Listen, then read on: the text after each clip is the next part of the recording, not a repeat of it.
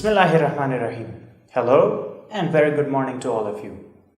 I hope you are safe and sound. Welcome to Melly's Telegram classes. This is the grammar lesson for advanced level. Now that we have talked about adjective clauses, today we're going to talk about an adverb clause. Remember, an adverb clause is also known as an adverbial clause. So what is an adverb clause? An adverb clause is a group of words with a subject and a verb that modifies a verb, an adjective, or another adverb. In other words, an adverb clause is used just like an adverb in a sentence.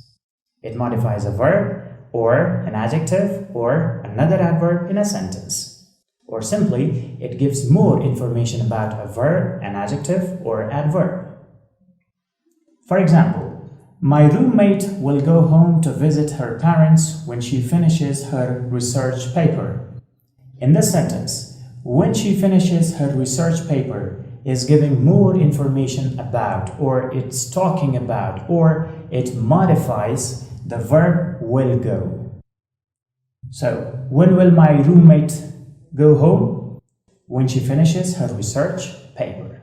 So this is called an adverb clause. When she finishes her research paper. Remember, you cannot call it only an adverb because we have a subject and a verb. It's a subject-verb combination, so we have to call it an adverb clause. Next example, I become happy when I see my mother. When do I become happy? When I see my mother. In this sentence, when I see my mother is giving more information about the adjective happy. That's why we call it an adverb clause. Next, we worked hard so that we could finish the task on time. Now in this sentence, the adverb clause is so that we could finish the task on time. And it gives more information about the adverb hard. Why did we work hard? Because we wanted to finish the task on time. Let's talk about some of the key points of an adverb clause. Number one, it is a dependent clause and it should be used with a main clause.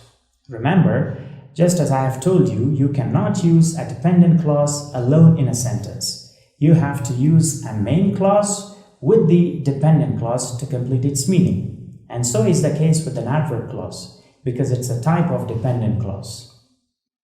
Number two, it modifies a verb, an adjective, or another adverb in the main clause. As we discussed, an adverb clause gives more information about a verb, an adjective, or another adverb in a sentence. Number three, it is not used in interrogative structures. Remember, the adverb clause itself cannot be used in interrogative structures, but you can use the whole sentence in which an adverb clause is used in interrogative structures. Number four, it disallows the usage of future tense. Usually, we do not use future tense in adverb clauses. Number five, it is introduced by subordinate conjunctions. If you remember, we talked about the types of conjunctions. There are two basic types, coordinate and subordinate. Now, subordinate conjunctions are used to introduce adverb clauses, different types of adverb clauses. In other words, subordinate conjunctions are the markers of adverb clauses. And number six, it can be used before or after the main clause. Unlike an adjective clause, an adverb clause can be used before the main clause or after the main clause. In both the cases, it will give the same meaning. Now, let's talk about the kinds of an adverb clause. An adverb clause has 6 basic types. Number 1, adverb clause of time. 2, adverb clause of purpose. 3, adverb clause of reason. 4, adverb clause of result. 5, adverb clause of condition. Number 6, adverb clause of contrast. In our upcoming sessions, we're going to talk about all of them in details. This concludes our session for today. Remember, this was just a short version of our today's lesson. The very lesson is taught in complete details in our regular classes. Thank you.